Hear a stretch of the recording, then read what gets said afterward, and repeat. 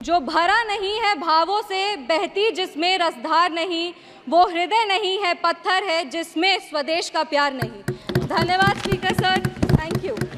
Sir, Bihar के युवाओं की लगातार एक मांग रही है कि बिहार को विश्व राज्य का दर्जा मिले। बिहार का प्रतिनिधित्व कर रहे हैं, इसीलिए हम हमारे माननीय प्रधानमंत्री जी से अनुरोध करेंगे कि इसके लिए अगर नीति आयोग में कुछ बदलाव किया जाए तो उस पर उनकी विशेष दृष्टि हो और बिहार को भी आगे बढ़ने का सामान्य अधिकार मिले।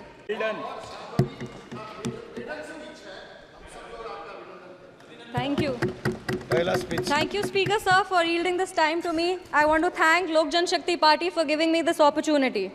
Honorable Speaker sir, I rise with immense gratitude and respect for our Honorable President of India for her encouraging, enthralling and encouraging speech addressed to the Parliament.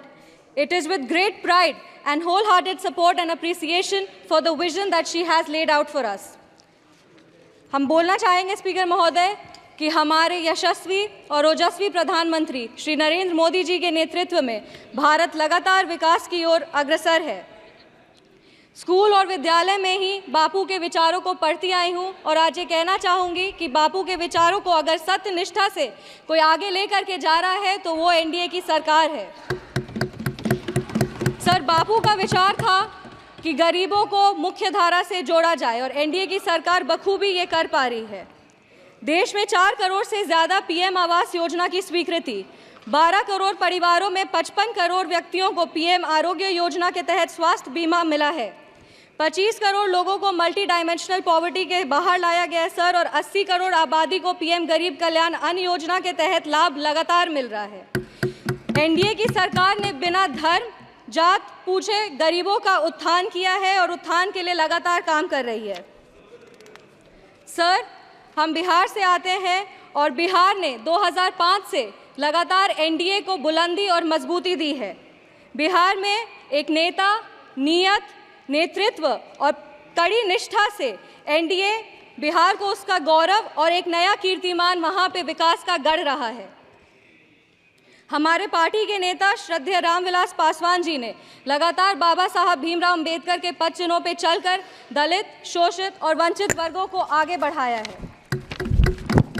आज हम बाबा साहब भीमराव अंबेडकर की बात कर रहे हैं और उनका एक कोट पढ़ना चाहेंगे।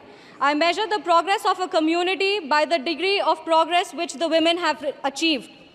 सरकार ने विमेन रिजर्वेशन एक्ट दे करके 33% आरक्षण दे करके संसद में महिलाओं के आवास को ना सिर्फ बुलंदी दी है बल्कि उनके अधिकारों की भी लड़ाई लड़ी है।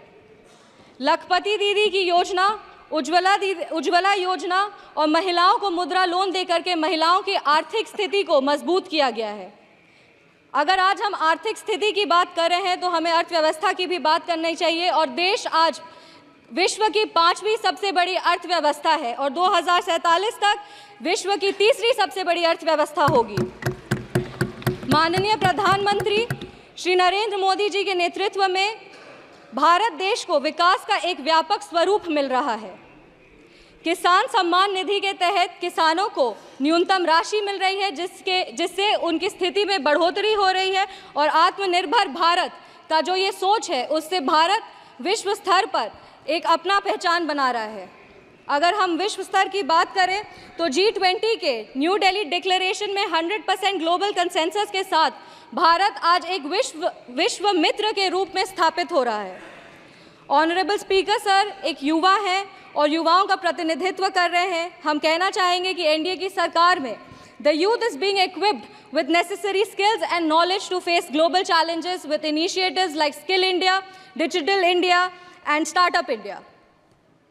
सर, बिहार के युवाओं की लगातार एक मांग रही है कि बिहार को विश्व राज्य का दर्जा मिले। बिहार का प्रतिनिधित्व कर रहे हैं, इसीलिए हम हमारे माननीय प्रधानमंत्री जी से अनुरोध करेंगे कि इसके लिए अगर नीति आयोग में कुछ बदलाव किया जाए तो उस पर उनकी विशेष दृष्टि हो और बिहार को भी आगे बढ़ने का सामान्य अधिकार। Sir, I am firmly convinced that with continuous efforts and visionary policies of the NDA government, Bihar will be an example for the development of the entire nation.